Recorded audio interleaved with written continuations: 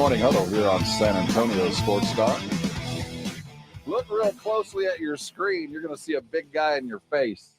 And listen real closely. You're going to have a big guy in your ear. His name is AJ Hoffman. He is sitting across and around us and is new to the San Antonio Sports Star, taking control. And here, man, we are so excited for you to join us and get in on the fam fun. Is that what they told you to say? That's something I'm reading exactly as it was written. I thought you wrote this. I knew you were a pro reading that copy very well. I'm almost certain either Dax or Greg wrote it. Okay. Tell him he's in charge. That'll make him feel real good. Well, once you got paroled, we had to pick you up. It's a work release thing. Listen, I'm thrilled to be here. I've been here for 2 days now. This is day 3 for me, and this is the first time I've gotten to sit down on a microphone. The first time I touched the microphone, it broke, which I thought maybe you guys were playing a prank on me, but this is just the way it's going to be around here. So that's going to be exciting. But a quick fix and we're back in action. But no, I'm pumped to be here, man. I'm stoked for Monday and ready to get started. We're going to introduce you in all the different ways over the next several days. You're going to have we're going to all know AJ Hoffman pretty well, pretty quick.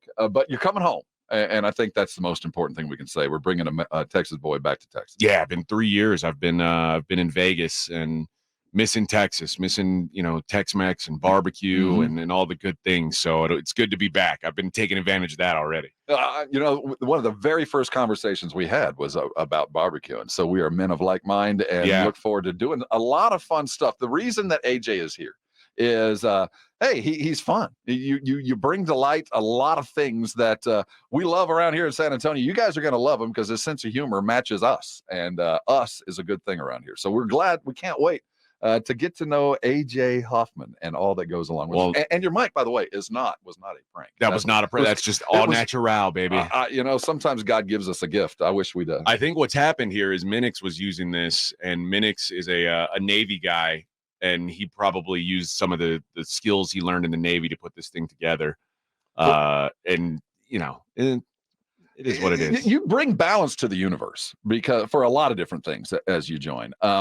First of all, being an Army type. Yeah. I'm an Air Force type. We had a Navy type. Now we actually have equal representation for the Commander's Cup as we go to the Army Navy game every year. And you'll be around your types. And little known fact, Edwin was in Space Force before he came here. He was Space cadet. You misread his resume. He was a cadet, and not necessarily with the force itself. Okay, he's got the outfit. Fair enough. It was an Easter, a Halloween costume as it went. So coming back to Texas, a little bit about yourself, family, kids. People can identify with you. Got a wife and 2 kids. They're back in Vegas for now. I got a 16-year-old and a 12-year-old now. My first day at work here was my son's 12th birthday. So. Both boys, both handfuls in their own different ways, of course. But yeah, they'll be down here eventually, and yeah, it's a little dad time right now, a little solo time. I'm just trying to figure out the city and where I'm supposed to be, where I'm supposed to live, things like that. That's going to take some time. We'll do some stuff with that on the air. We're gonna do a lot. I want everybody to meet you today. So today we're gonna unveil him. We're gonna make him shower, and he's gonna be out at Retama. The Blitz gets going at 2. The Oaks will be running. There's specials going on, and we've got AJ Hoffman, and we're going to put his racing colors on and parade him around. You can make your bets. You'll be with us. We'll be 3 to 4. Is that what we're doing? Is that it? Or is it? No, I think it's 3 to 4 Pacific time. That's right. I'm not the way our meeting came in, but I think it's 5 to 6. But I don't. You know what? We'll let people know. Come, yeah. We'll get there early, stay late, because once we're there, we're there. I mean, that's kind of how we're going to do it. So, how's your first week? I mean, so far so good, man. Like I heard a lot of people were warning me about the traffic here, and the truth is, I lived in Austin and Houston before I lived in Vegas. San Antonio traffic is not that bad. This is bad traffic here is kind of like gift traffic in a lot of cities. You're right. So that's already a positive check mark in the San Antonio boxes. If the bad traffic days aren't that bad, so that's a good start. But yeah, the drive here was. Now I cannot wait to talk about the trek from Vegas to San Antonio. Did you make it in one trip? I know you stopped in El Paso. Was that the first day and the second day? Yeah. But everybody's like, why didn't you fly? Well, I got to have a car here. Like, what am I going to do? Just walk everywhere? So yeah, I had to drive, but you would think that between El Paso and San Antonio, at some point, someone would say, you know what? I'm going to throw up like a gas station Something. or a Buc-ee's or just anything. There's nothing there. It's like just miles and miles of nothing. Miles and miles of Texas. You know, I haven't made that drive enough. I just started making it at night. I'd rather not see it than see the vast openness. That's I'd rather probably a just good be call in because the it all darkness. feels like you're kind of in like some weird Twilight Zone where everything looks exactly the same. It's not a fun drive, certainly. So when you were in and spent some time on Austin radio, how associated were you with the Longhorn program back in the day? So I worked at the Longhorn station from 2007 to 2010. So did pre and post game show and all that good stuff. And that was like I worked in Austin, luckily, like in the glory days of Texas football.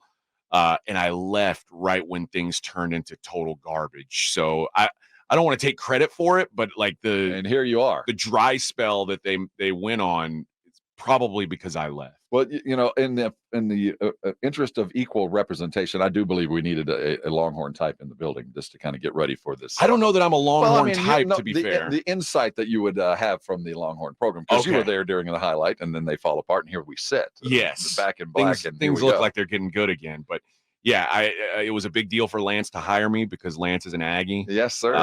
And he as soon as he saw Austin on my resume, he's like, But it worked out. And he just said, listen, you just come here and don't talk too bad about us. And because Aggies say us always. Yeah, we did. And yeah, so he said, just come on in and we'll see how it works out for you. Now, you were in Vegas the last couple of years. Doing what? I've been working for a sports betting company and I was built and ran their podcast network for the last 3 years. So I've been on air every day. I've done a morning show that's like an East Coast morning show from the West Coast, which is a terrible idea, but that's the way we did it. So I've been working like the middle of the night for the last couple years, and so you're one of morning show hours is going to be good. You're going to get more sleep. It'll be more normal of a schedule for me to wake up at this absurd hour and do mornings. I haven't done mornings since 2007. So it's been quite a while for me. This is going to take some getting used to, but it's all right. I'm ready to go. I hope all of our morning crew heard, all of you morning brigade types, all of you line players. He's expert. So that's going to be another addition to what's coming, is our ability to help you along with our daily wagers. And we're all doing it, and we're going to bring a little bit more expertise to the ship and a little bit of more help on there. RJ Ochoa is sitting there, who was, again, thanks so much for filling in the void and saving me as the surprise opening and led us to this. Any advice that you can give openly to AJ in joining the crew from somebody who's been in both within and without around us? I would offer just to be yourself in the lame cliche. It's a terrible idea, RJ. That's terrible advice to start. It's going to get me nowhere. I would say to take everything that you see seriously and learn the lessons about these people and file them away. You know what I mean? Like, because that's really who they are. They're not hiding anything. And so you gotta learn their warts. That worries me. You know what I mean? That worries me about Rob. Because no, that's what I'm saying. Like, don't look at it like, oh no, this isn't really who they are. Like, they'll turn around, they'll fix, they'll be better. No, that's the real deal. That's the whole package. What you're getting right there. I'm going to take over the show for just a second. As you guys will learn, this is what I'm going to do a lot. My first day in town, I'm staying currently in New Braunfels at my aunt's house.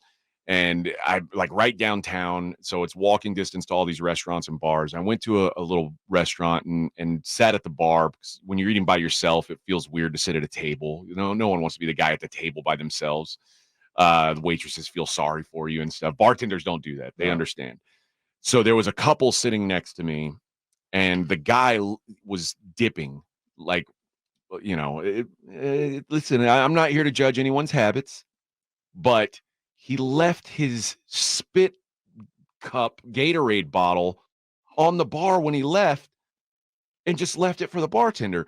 And I was saying, I came in the next day and we were just talking, obviously not on air, but I was like, what a terrible person to do something like that. How could you leave that disgusting thing for someone else to pick up. Like, you might as well be leaving your Kleenex or your used toilet paper and saying, yeah, somebody else deal with that. And Rob says, if I leave my cup behind, I always peel the label so they know not to drink it. Don't drink it. Just throw it. Like, you think a bartender like says, oh, well, he didn't finish that beer. I'll just have the rest and then I'll throw it. They don't do that. Well, and so I'm thinking maybe he was just joking. Then we had a meeting yesterday, RJ. We had a meeting in the conference room. And what do you think Rob left in the conference room? Did I leave? You left it. I don't know what was in it. It was a can of something. Oh, so now there's a fear of I leave. Yeah, I didn't know what it was. No one will ever drink my drink. I said, what is this? It very well could have been. So I said, we just talked about this. And then he left this in the conference room where he knows one of his coworkers is going to have to clean this up. It was a test. Well, listen, I cleaned it up. Dude, I honestly, I did not do that on purpose, but it was that very thing right there. I did not realize that now I can leave a can of anything anywhere, and none of you guys are going to drink it. No one wants to drink after you. Well, you never know. Well, you never know. You might get a little thirsty and you see a can, just drink out of it. But I don't think so. No, I don't think that's how people think. But I would never overtly do it. Not like some of the guys we work with. So you're just absent-minded is what you're saying? No, I'm stupid. But apart from that, I find, and I'm a dipper, I'm not proud of it, but I find the spit cup equally revolting. But yet you carry one. No, I don't. No, I don't. Well, what is that? That's just an empty can. It's all it was. See, I was stuffing trash. So, do you swallow? Are you a swallower? That's what a man does in the privacy of his own home. We will never ask again. Because I think those are the hardest dudes, like the guys who just. I don't necessarily swallow, nor do I spit. I don't know. I'm somewhere in between.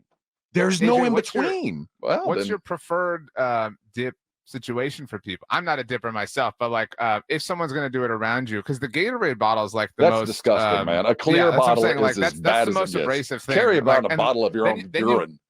Then you get the sound of like the spit clunk. Yes.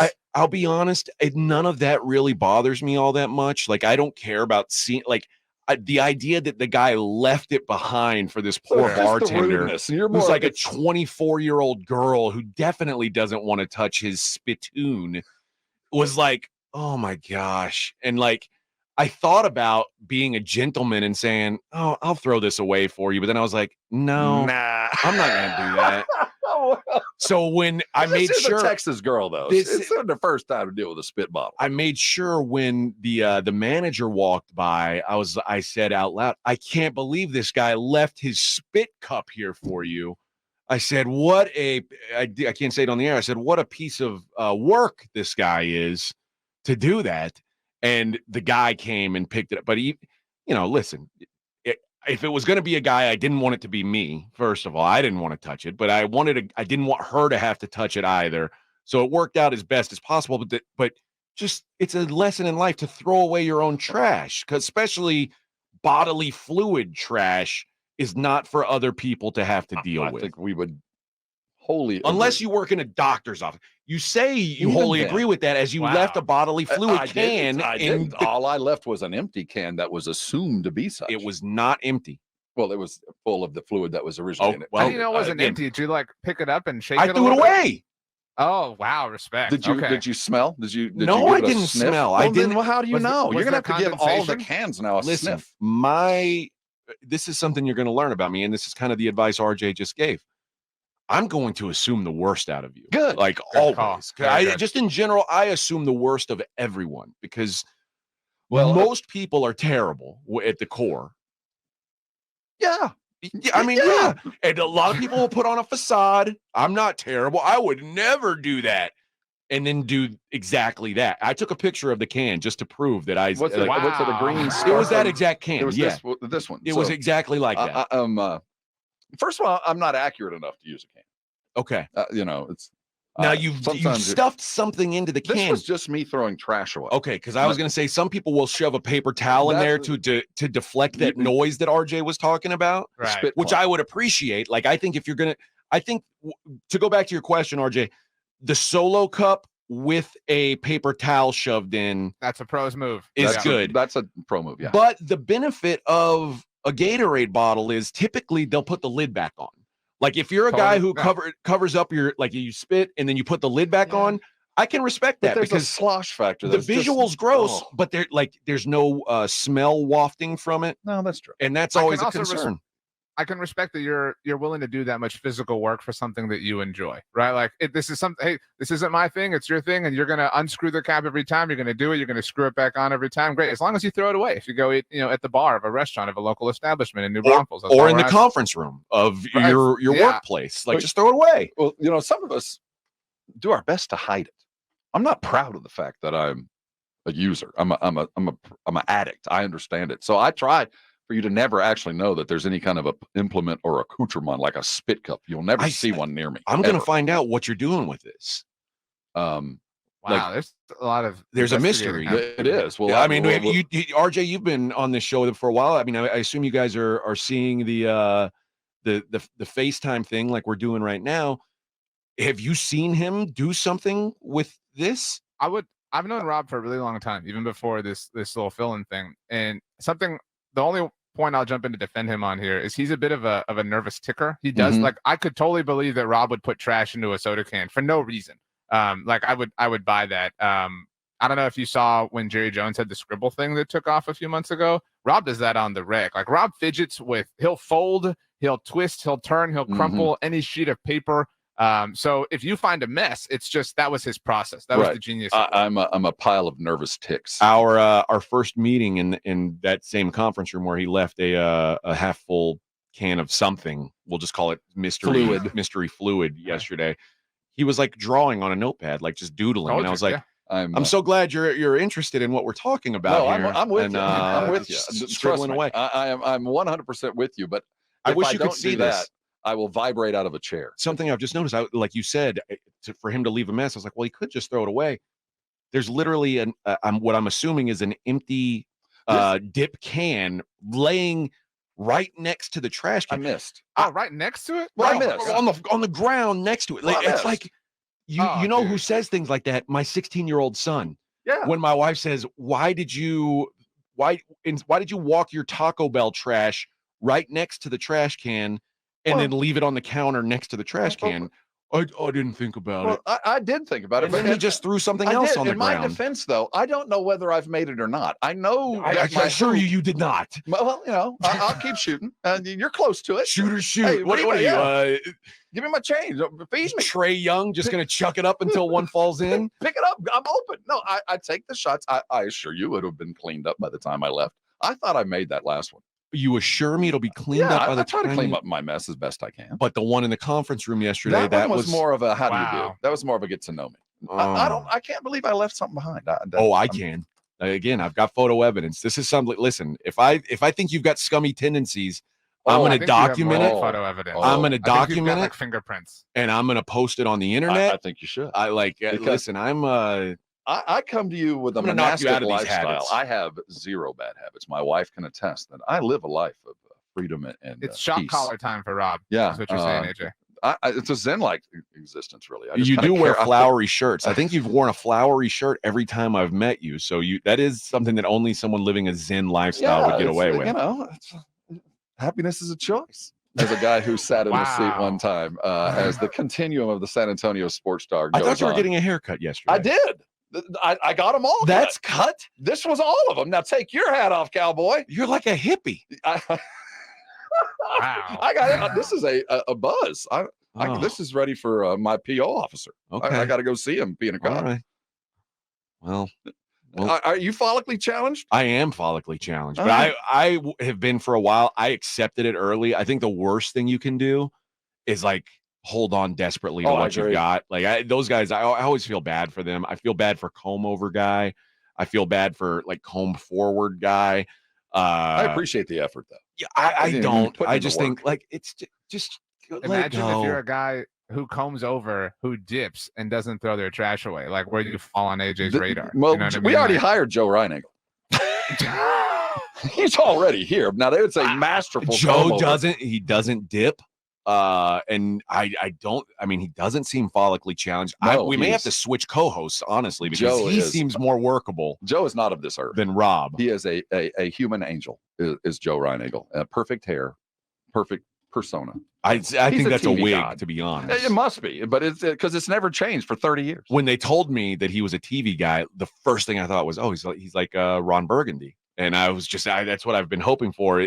But now he would have to be like sort of redneck Ron Burgundy. That would be kind of an angrier, more redneck Ron Burgundy. But I could get, I think there's a movie there. I think there's an idea. And I think that's Joe Reinagel. That is AJ Hoffman, the newest and captain of the Morning Huddle. Monday morning, 6 a.m., we go in earnest, but we're not done today. Come out and meet the good sir today. He'll be out at Retama with the Blitz. He and I will be there all afternoon. We're officially on air at 3. We'll meet you before and after. That's Retama Park. You know where it is. AJ, we are glad. Welcome to the fam, baby. Glad to be here, man. Now clean up your trash. I will pick it up and say goodbye to one of our Thank good you, ones. RJ. RJ Ochoa gallops off into the sunset, but will return imminently. Turn off that mic. Turn off your alarm, RJ. Go kiss the wife and the baby and get back to the real world. Leave the party to us. It's the Morning Huddle in earnest. It gets started on Monday. AJ, last words? I'll see you there. All right.